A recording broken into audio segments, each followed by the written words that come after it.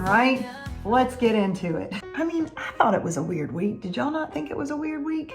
It was sort of felt a little, I don't know, flat? I don't know. It was a weird week. Just me? Probably. All right, whatever, let's just dive into the lesbianic news. Yes, I am talking in the kitchen, y'all, because this is what I have to resort to right now.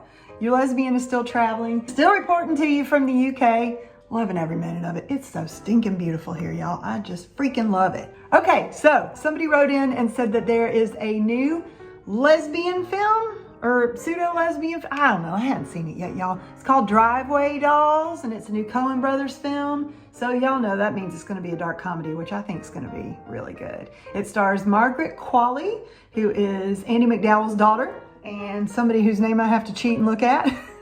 Geraldine Viswanathan. I hope to God I'm not butchering that poor girl's name. Beanie Feldstein from Booksmart, y'all know her probably. It's got Pedro Pascal. It's got Miley Cyrus in it, for God's sake. And Coleman Domingo, I love him. And did y'all know who he is, right? From what's the one with the really cutie patootie in it? About all the drugs, Euphoria. Yeah, that one. And Matt Damon. So y'all go watch that this week. I'm gonna watch it this week. And let's come back here and chat about it, shall we? All right, so there's a couple things I really was feeling like I wanted to talk to y'all about this week. And the first one is listening to your own voice. How many of y'all have learned to listen to your own intuition? How many of y'all are feeling like you can trust your own gut more than you can trust calling your best friend or polling all your friends for an answer, right? So that's something that has taken me a little bit of time, even in choosing people to date. You know, I used to instantly, the minute I'd start dating somebody, I would collect photos and send them to my friends and talk about them and let them give me feedback when they hadn't even freaking hung out with the person, y'all. Huh? It's taken me 50 today years old, as y'all know, but I have finally learned that that's not the best way to go about things. So I'm just saying, you know, once you get to a place where you can just trust that you're always going to have your own back more than somebody else, y'all. Just trust yourself on these things. And if you like somebody, and if you feel like there's something there, just before you maybe share all that information with the world, AKA your besties, just sit on it for a minute. You know, you can tell them, hey, I had a really nice date with a really nice girl, but just let that be enough for a week or two and just tell them, you know, I'll tell you about her if it turns into something. Just give me a minute to form my own opinion, right? Because I have found that if I throw it out to my friends, then I ain't forming my own opinion, y'all, because somebody's giving me an opinion about this. Somebody's, you know, wants me to worry about, well, what about that? I'm done. I can't. No more sharing that stuff with friends. Not to start. Or family, they're the worst. Because nobody's ever going to be good enough for you in their eyes, right? And that's a beautiful thing, and I know they got your best interests at heart, but good golly, y'all, give yourself a chance and let them give you a chance, right? Also, to learn what works for you and what doesn't without everybody else's influences coming on, because then you're going to have those thoughts in the back of your brain, and it's almost like you're setting yourself up to fail before you even start, because you're waiting for this shoe to drop that this friend told you about, and you're waiting for this shoe to drop that this one told you about. Just saying, I have learned the hard way many times to just sit back, let me form my own opinion, give it a minute, and then, you know, and after you've got your opinion, you've decided you want to stay with this person, then you can share her with your world, right? But you know how certain podcasts resonate with you and certain things, because I'm feeling like this is a separate point. This might be a tangent, y'all. Forgive me. I just rant as it comes. Just like certain podcasts resonate with you, you know, it's because you have probably already lived that similar experience, right? So there's a reason that I love listening to things like We Can Do Hard Things with Glennon Doyle and Abby Wambach and Amanda Doyle. I'm sure y'all are already listening to that because it's fucking amazing. But, you know, you've been through some things, especially as gay women, and some of those stories resonate, right? So when I listen to that, it speaks to me because I can relate to it. What is my point? I don't know, y'all. I don't know. My point is that when you find people who you resonate with, it's probably because you have shared experiences, you have things that you've learned from your experiences that have taught you something, right? So look for those people. Look for those people who are kind, who share those similar views that you do. A lot of y'all on here that listen to this are my seniors, and you probably already know this stuff. I don't know why it's taken me this long to learn these things, y'all, but it has. I'm just sharing so that if you're older, if you're younger, if you're my age, whatever, hopefully you'll get something out of it. But looking for those people that have those same interests and shared experiences is pretty huge, right? And friends too, like the friends you collect are those people. So I don't know why y'all, for years, for whatever reason, when it comes to finding a love life, you instantly go for like the physical.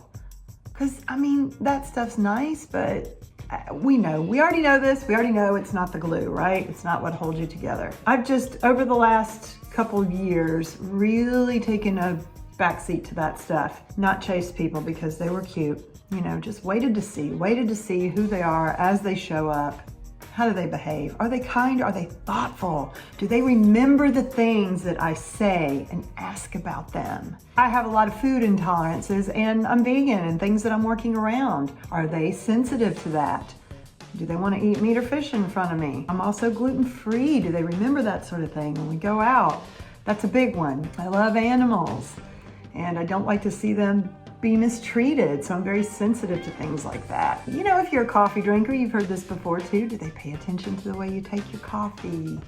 Do they ask about your family, about your experiences, about the things that shaped you, about the things that are important to you moving forward in a relationship? Like, what does the home, the dream home in your head look like?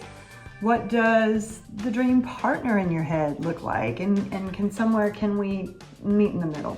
And y'all need to be prepared to ask them the same questions. And if you don't like the answers you hear, you need to be prepared to make a decision, you know? Maybe walk away if you need to.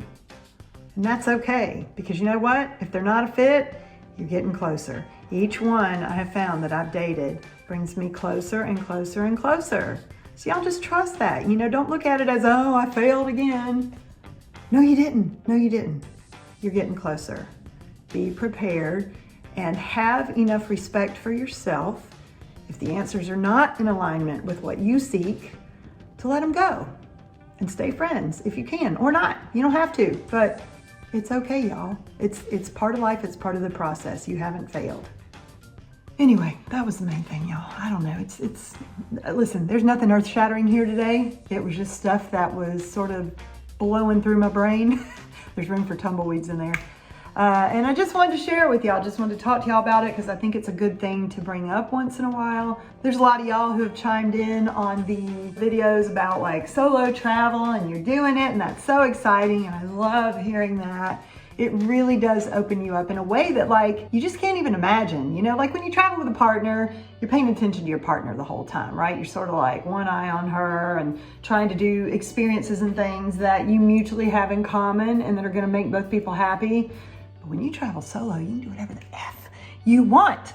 So I would say, please, y'all, if you haven't done it yet, there's still time. Get your butts out there and just plan a freaking little getaway. Just plan one little weekend.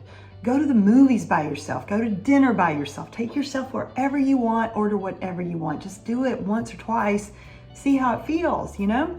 And also, when you go by yourself, you open yourself up to talking to people. Now, somebody told me this week that they're really not good at the solo thing because they get shy. They get nervous, right? And they said, you know, I kind of love to travel by myself, but I'm really bad at talking to people. AKA, I like doing what I want, but you know, they still don't know how to open up. So I said, well, the way I always open the door to meeting anybody, y'all, anybody, if it's somebody I want to talk to, is I compliment them. And look, that's just a sales trick, y'all. All the people in the freaking clothing shops do it to you, and you know it.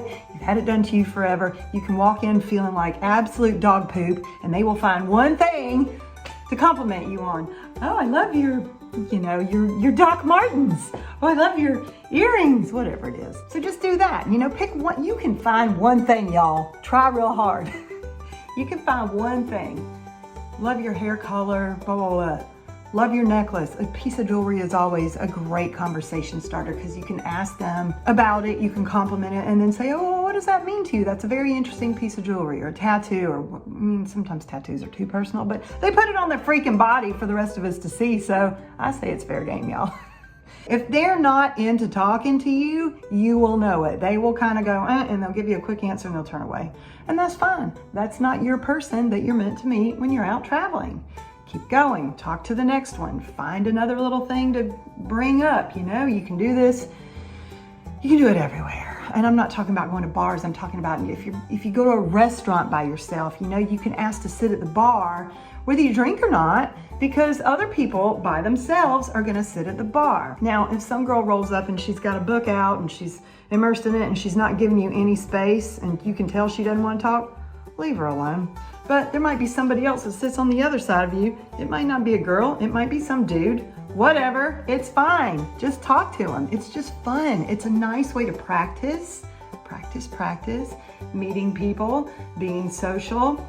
You know, you can use those same skills on the next girl you approach. Just saying. I know that's how to get y'all. I know that's how to lure y'all in. This is what was on my mind this week, y'all. I hope you're having a wonderful week. It did feel like a little bit of a weird week, you know, if you're into the woo-woo like I am. You know, we just went through that freaking full moon and crazy ass Mercury retrograde. So now we're out of it. Thank the Lord, baby Jesus. Your plan should be able to move forward now. Hallelujah!